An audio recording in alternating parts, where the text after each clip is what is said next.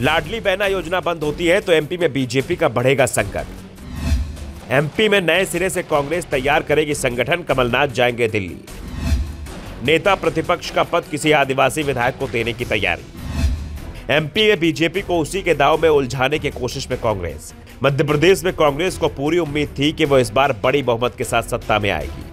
6 महीने पहले तक तो बीजेपी के नेता भी ये मानकर चल रहे थे कि सत्ता उनके हाथ से जानी है, लेकिन चुनाव से 6 महीने पहले ही अचानक ही शिवराज सिंह चौहान लाडली बहना योजना लेकर आ गए। इस योजना में महिलाओं को 1000 रुपए देना भी शुरू कर दिया।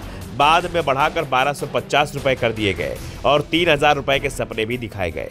इस योजना का तोड़ कांग्रेस के पास नहीं था। महिला सम्मान योजना की गारंटी जरूर दी गई, लेकिन कांग्रेस की गारंटी तब पूरी होती जब कांग्रेस की सरकार बनती। वैसे भी कांग्रेस ने इसी तरह गारंटी हिमाचल प्रदेश में भी दी थी, जिसे सरकार बनने के 1 साल बाद भी पूरा नहीं किया गया।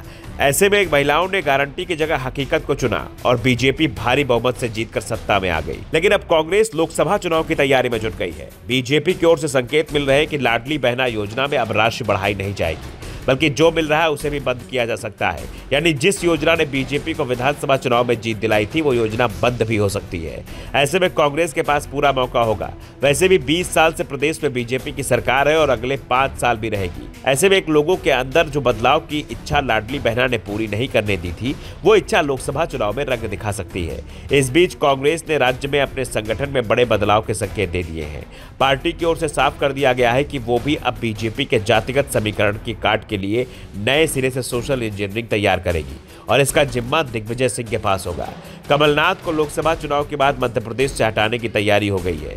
लोकसभा चुनाव तक कमलनाथ प्रदेश कांग्रेस के अध्यक्ष रहेंगे, क्योंकि इस समय उन्हें हटाने से पार्टी को मुश्किल हो सकती है।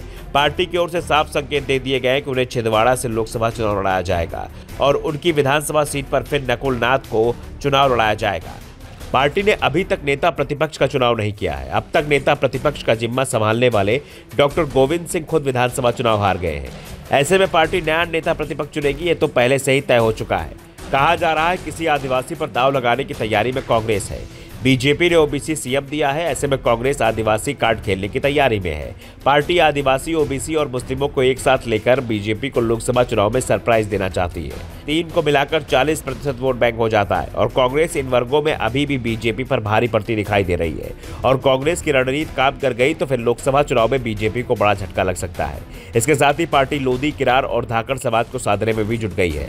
शिवराज किरार समाज से आते हैं तो लोधी समाज पहले से ही नाराज चल रहा है। अगर कांग्रेस ने ओबीसी के इस वर्ग में सेंध लगा दी तो फिर लोकसभा चुनाव के परिणाम बिल्कुल उल्टे दिखाई दे सकते हैं, क्योंकि इस वर्ग की आबादी ओबीसी के अंदर 30% से भी ज्यादा है, जो एमपी करीब 18 सीटों पर जबरदस्त प्रभाव रखती है।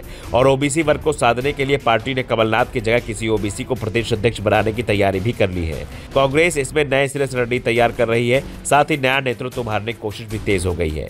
ब्यूरो रिपोर्ट, द नव दर्पण न्यूज।